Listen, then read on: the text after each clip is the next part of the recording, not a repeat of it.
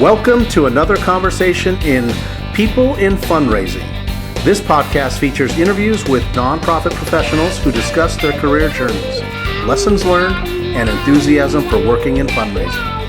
And here's your host, the founder of People in Fundraising, Tim Wilson. Hello, everyone, and welcome to another episode in Season 3 of the People in Fundraising Conversation Series. Greetings from snowy northern Utah today. It's Friday, December 1st, 2023.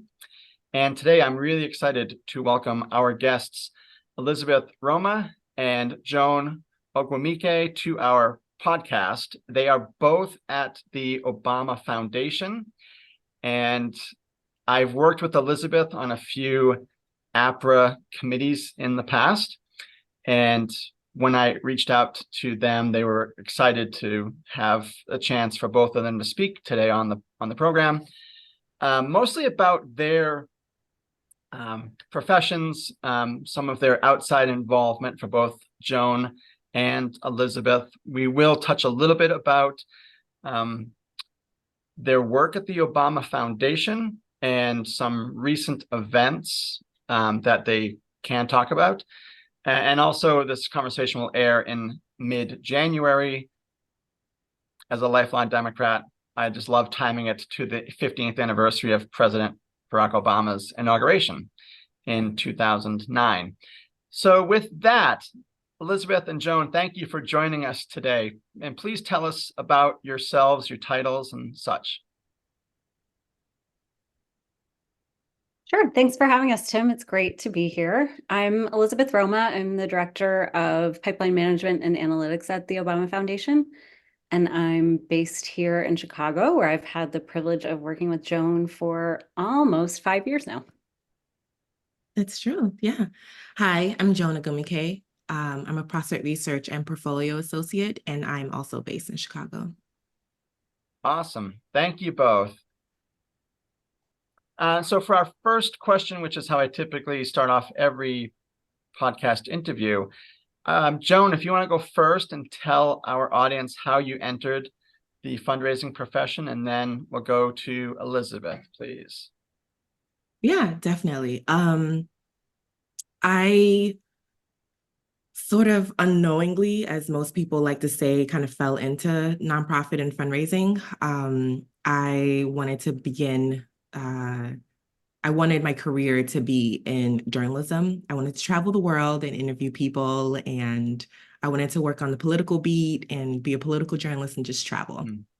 Unfortunately, in undergrad, there was a decline in newspapers because that's specifically what I wanted to do. I wanted to write for newspapers. And I pivoted in grad school to public administration. I learned there were like different ways to use my journalism passion. And in between all of that, I interned at so many nonprofits, unknowingly, never thinking of it as an option, a career option or anything like that. And I even interned for a development shop. And I remember the office manager being like, this is such an important department. It's like the backbone of the organization. And I was like, okay, and just kept on rolling. But I landed my first development position in general development, juggling individual giving and institutional giving. And one day, an alum of my organization came in. His name is Marcus Smith, and he was a real life prospect researcher. And that was it from there. Just meeting him and learning, what he did for a living was the exposure that I didn't know I needed. That's what set me on this path. Awesome. Thank you. Yeah, thank you. So, Joan, my story is sort of similar to yours and to, I think, many people in this profession, in that I started working in fundraising pretty much by accident. It had really never occurred to me as a career path, and I didn't even really, I knew, of course, that there were fundraisers, but I had never really thought about it as a profession or realized how many different angles there were to get into this profession. So I graduated with an undergraduate degree in English. I loved my 4 years in college. I loved studying literature. It was great. And then I realized this has been wonderful and I have really learned to think, and it does not lead directly to any job. So I was looking for a job, but not really sure what I wanted to do. And I had a good friend from college who had actually started temping in the development office at the school that I graduated from, which was the University of Pennsylvania. And they had an opening in the office where he was working for an administrative assistant was my job title when I first started. And he pitched it to me. His pitch was basically, I'm not sure exactly what this job is, but you have to be good at writing, and I think you could do it. Maybe you should try. So that was what I knew going into the interview, and I took the job. I agreed after I heard the interview. Yes, this is something I can do. I'll try it for a year and figure out what I really want to do. But then when I got the job, I really, really enjoyed it. This was back in the late 90s. And one of the greatest things about my initial job was one of my duties was to read the New York Times every day, every morning. Oh, It was like back in the olden days, Joan, when newspapers were doing better and we still had physical newspapers that were delivered to the office every day. And so, the goal here was that I was looking for news about our alumni, looking to update records like wedding announcements and things like that, and also doing some prospecting. And it was a really, really interesting time to be doing that too, because it was during like a huge tech boom when that industry was really changing. And one of the things that was innovative in our office at that time was that our researchers were divided. I think there were 4 teams, and the teams were focused on different industries. And so I had the great fortune of being able to support the team that was focused on the tech industry. And it was fascinating because it was something that I knew nothing about. And it was just like action packed, and it was really exciting. So from there, I was able to grow into a research position where I was doing, like old school research profiles. And again, I really loved it. And it went from a job that I thought I can do for a year until I figure out what I really want to do to being the job that I really wanted to do. And what I loved about it then, and what has kept it being a wonderful job for me for 25 years now, is that every day I learn something new. And it's really fun. Just to me, it's really fun to learn the personal stories of the donors that you're researching, and also just the random questions that come your way in the prospect research office that you have never even thought to wonder about before. And then you get to do these deep dives into learning about different industries and different people and different organizations that they're supporting. So I love that as a lifelong learner. That's so cool. Yes. Well, thank you both for talking a little bit about how you entered prospect development. Joan, how long have you been in the field, please? 70 years now. Okay. Yeah. Dynamite. So 25, Elizabeth, which is about the same amount of time as me, and 7 for you. So fantastic. Thank you. What we'll do next in the conversation is I'll have a question for Elizabeth and then a question specifically for Joan. And then towards the end of our conversation, a few questions that you both can answer as you see fit. So for Elizabeth, if you could please share your experience, as you mentioned, the things you've been interested in learning about in the field, how it's changed over time. You've worked in academic settings, prospect research consulting, and now with the values-based Obama Foundation. So what has that sort of sector diversity been like for you? You're learning new skills and new colleagues and such, but in terms of the missions of your employers, what's that journey been like, please? Yeah, it's been really interesting. As I said, when I started in higher ed, I did have a personal affinity, of course, for the organization that I was working for because it was my alma mater. And so that was something that it sort of changed the way that I thought about what philanthropy can do and about sort of your relationship to your educational institutions. And again, it wasn't something I had really thought much about before, but I felt like, oh, this is a cool way that I can contribute. And when I was able to see the deep attachment that some of our alumni felt to the school and just sort of their vision, 20, 30, 40 years after they had lived on campus and had that experience as a student, to see that connection was really interesting. And then it was fun to see it too. So after I left Penn, I worked at Boston College for several years, and that was a school that I didn't have a personal connection to. So again, it was just looking more from an outside perspective and seeing how those connections stay even through time at an institution that changes so much over time, but that is still resonant with people who were there so long ago.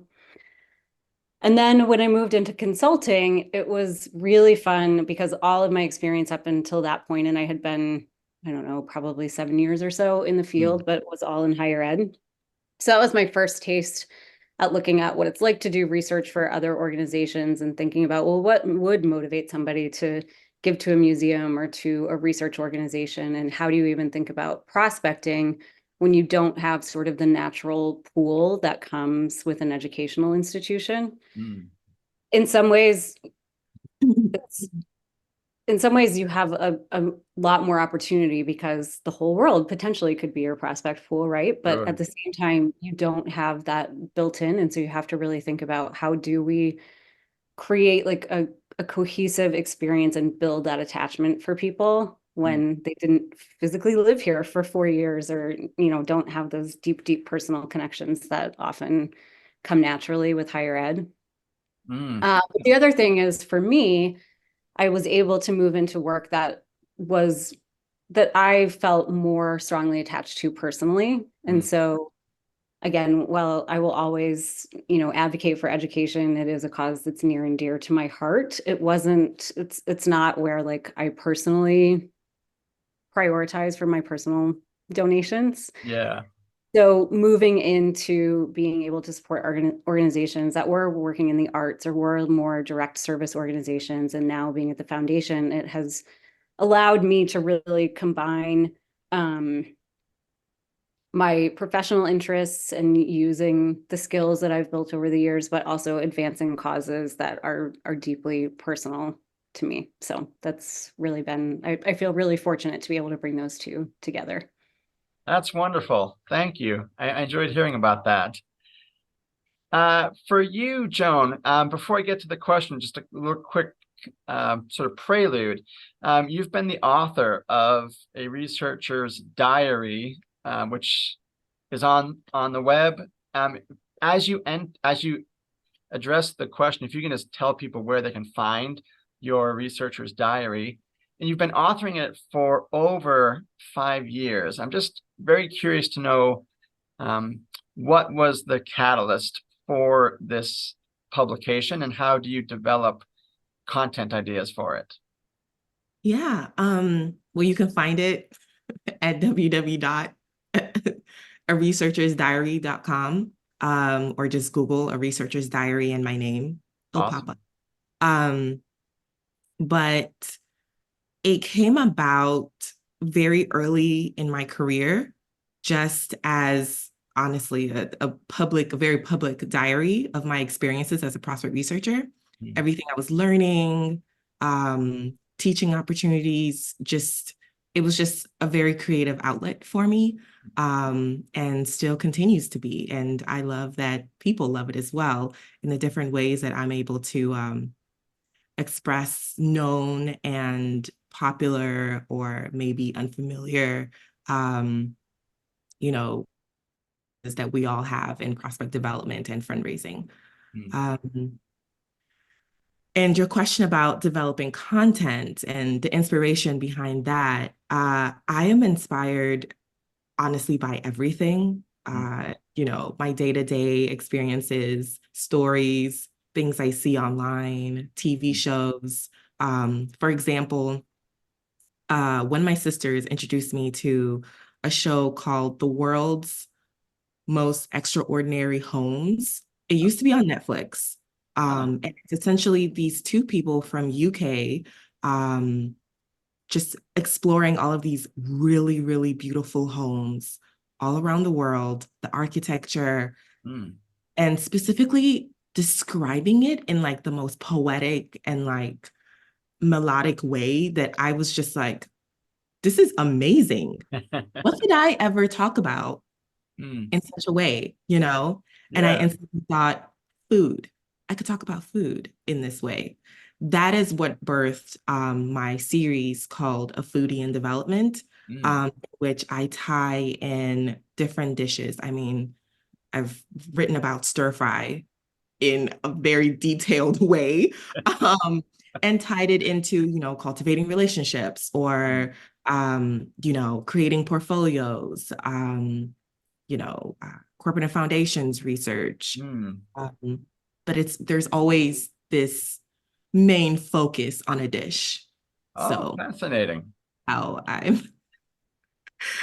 I'm inspired.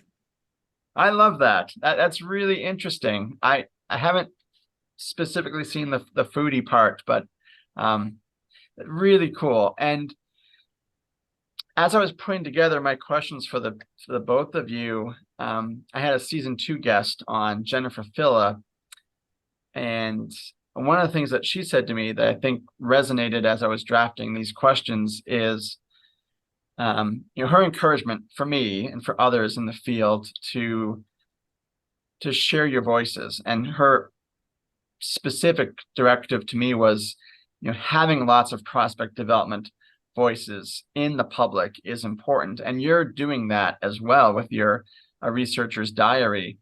How might Jennifer's encouragement resonate with you?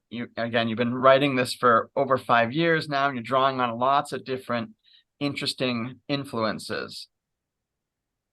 Yeah, well, first of all, I love Jennifer.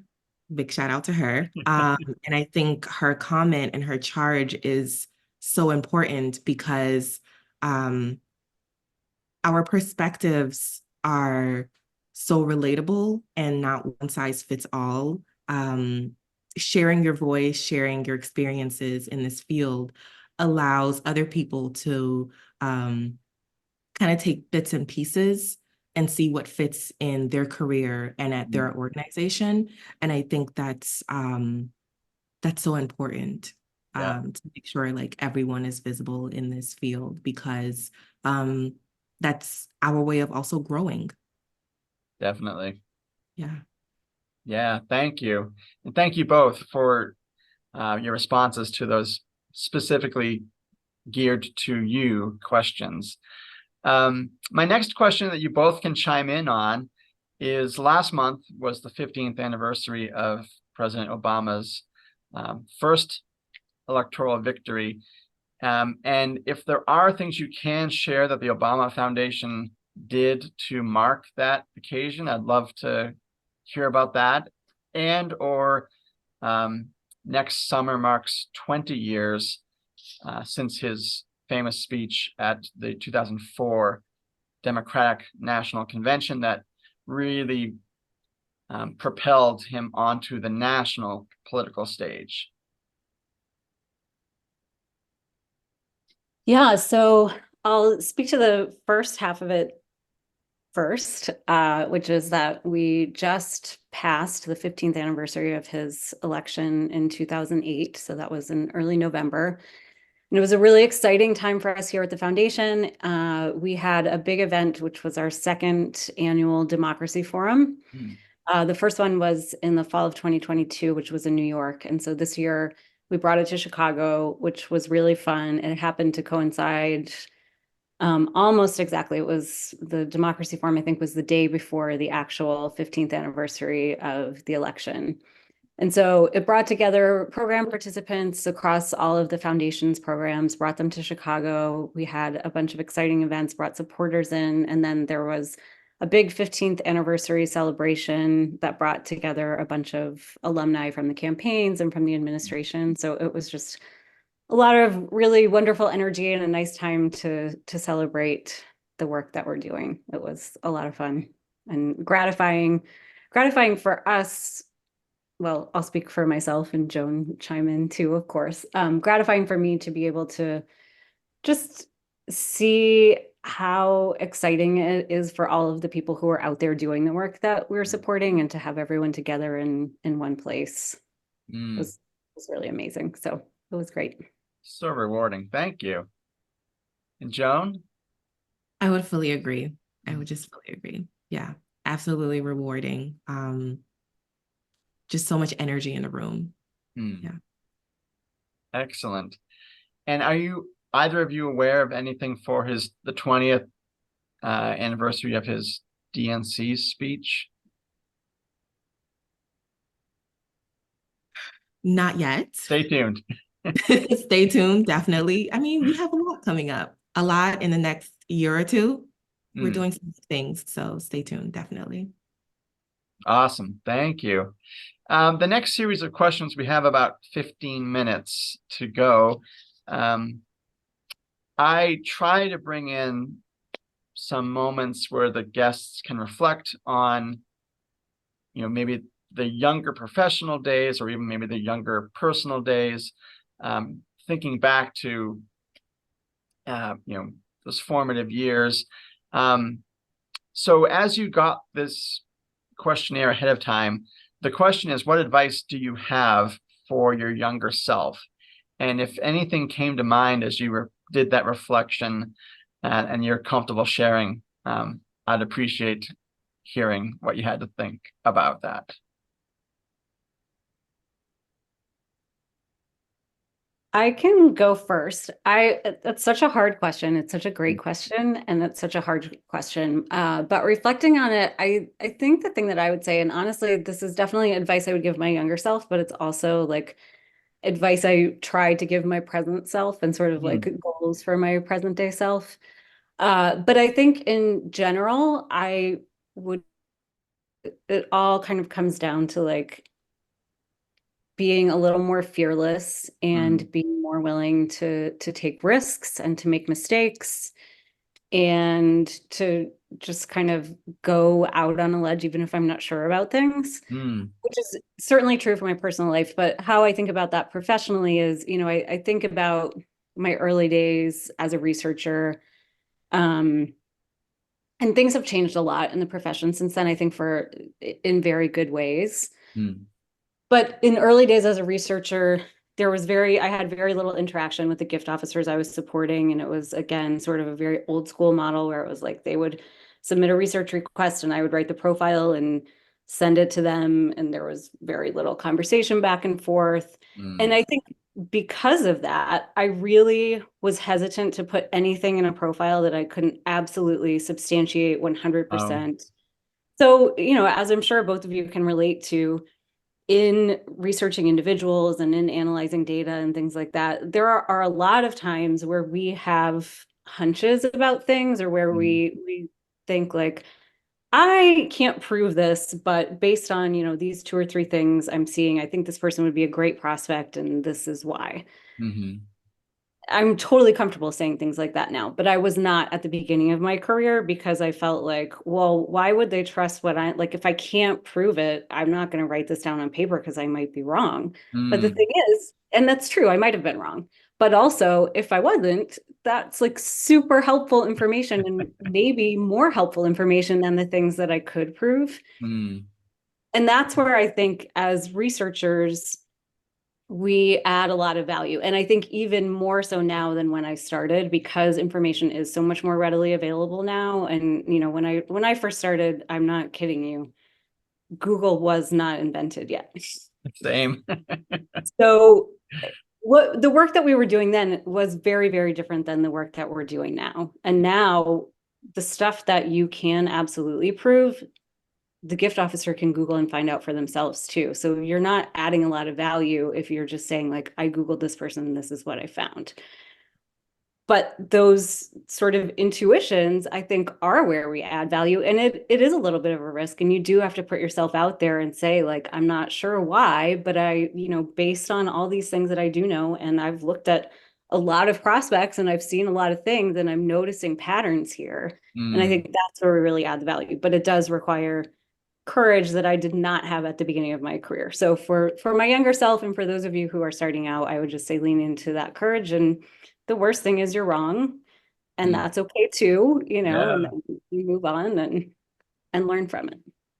That's fantastic. Thank you, Elizabeth. How about you, Joan? That was so fantastic. How do I even follow that?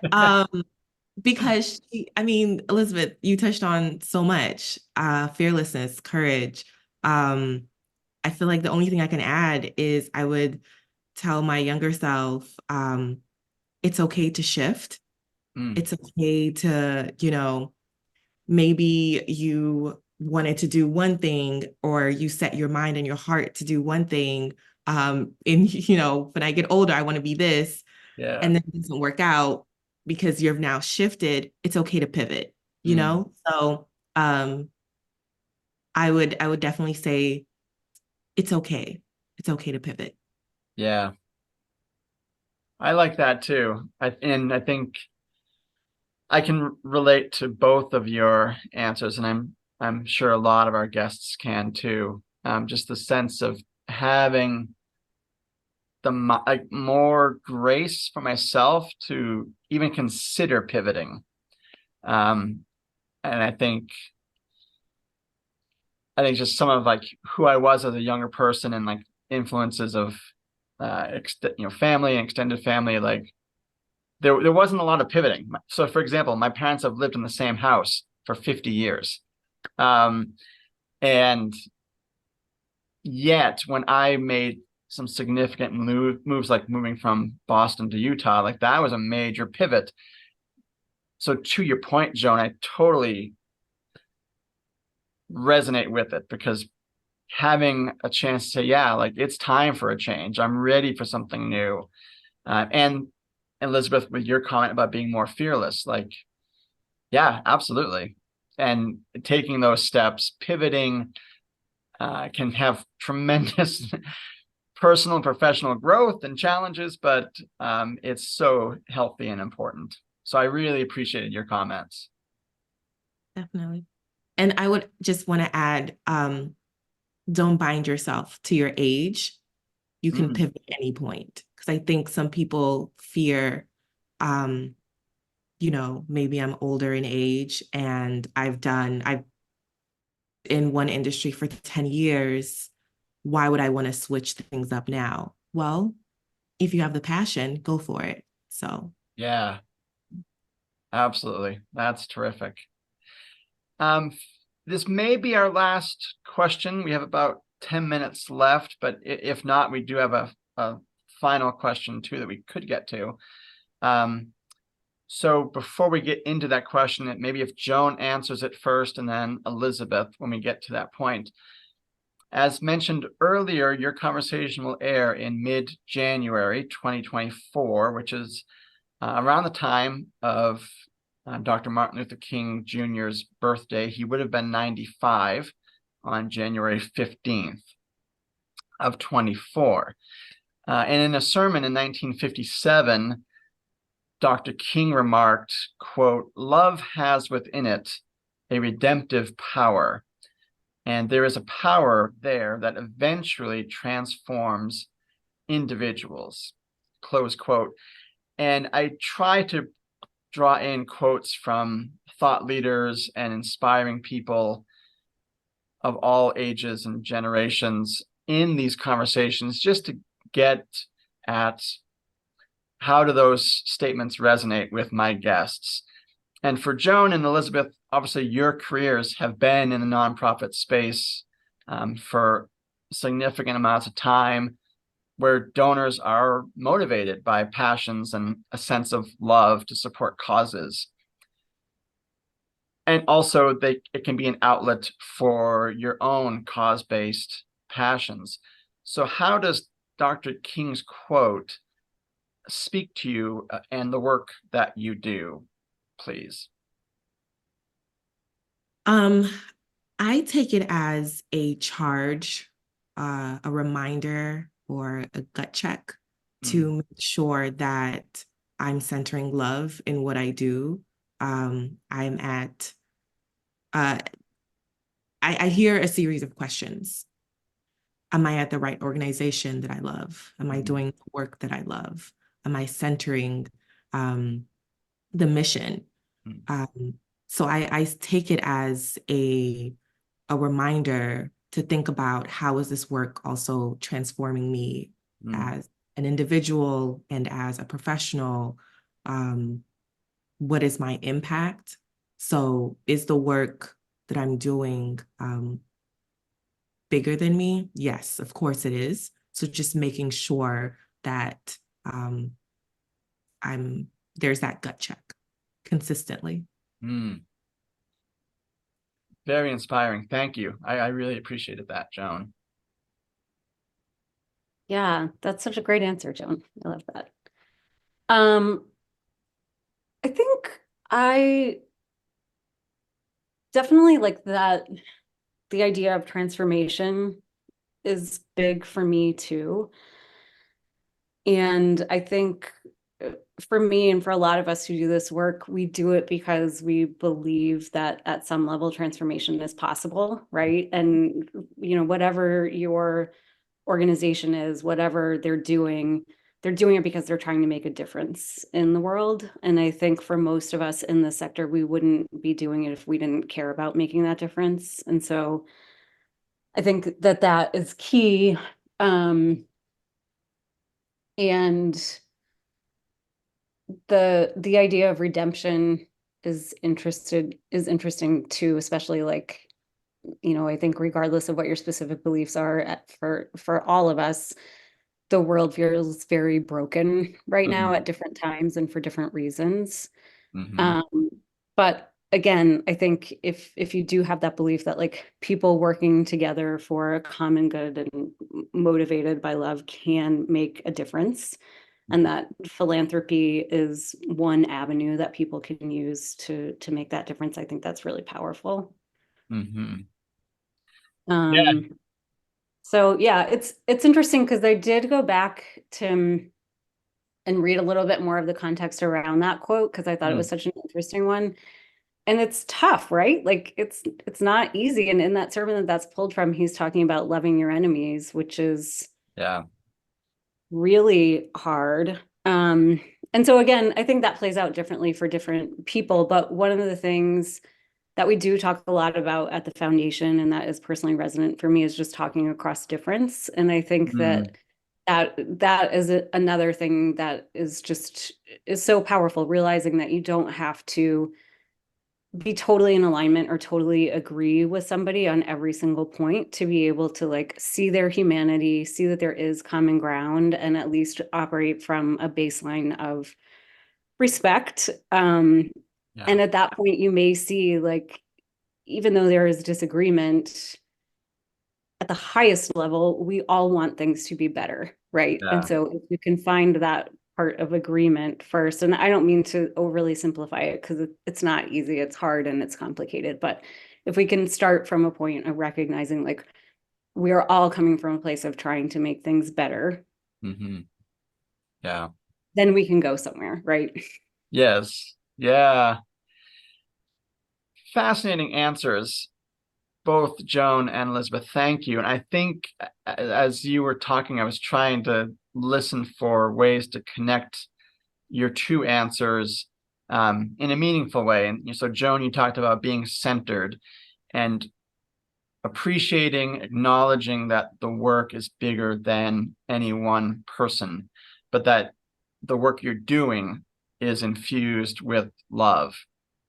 And so, and how I imagine that connecting with Elizabeth's answer is, just being aware of, even just your own beliefs and value systems, and that infusing your actions in the world, but also being able to approach other people with very different sentiments and worldviews, and to try to find, let's start trying to find the common ground first. And then I think, and Elizabeth mentioned so many things are broken, and I agree with that sentiment. And I think, Joan, you nodded your head at that point too.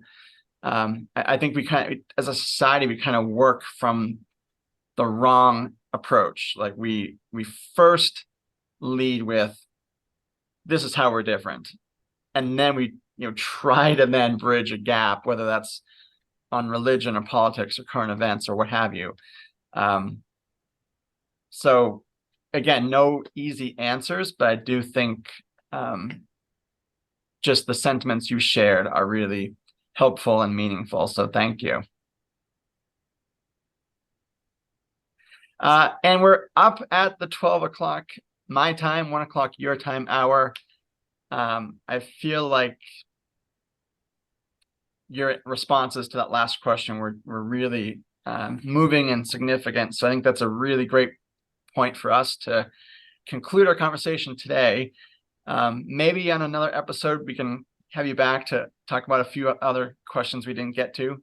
But Joan and Elizabeth, thank you so much for your time today, for the generosity, the time you put into thinking of your responses and the meaning, the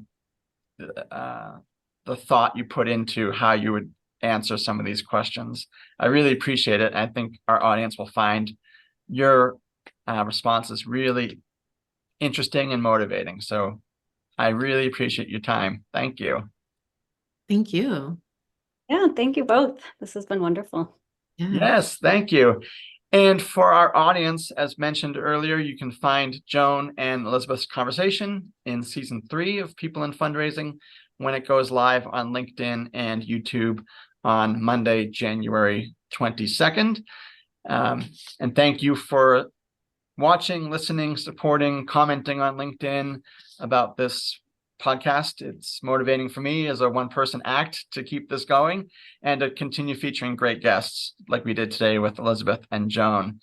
So happy holidays to the both of you, and we will be in touch in the new year. Thank you.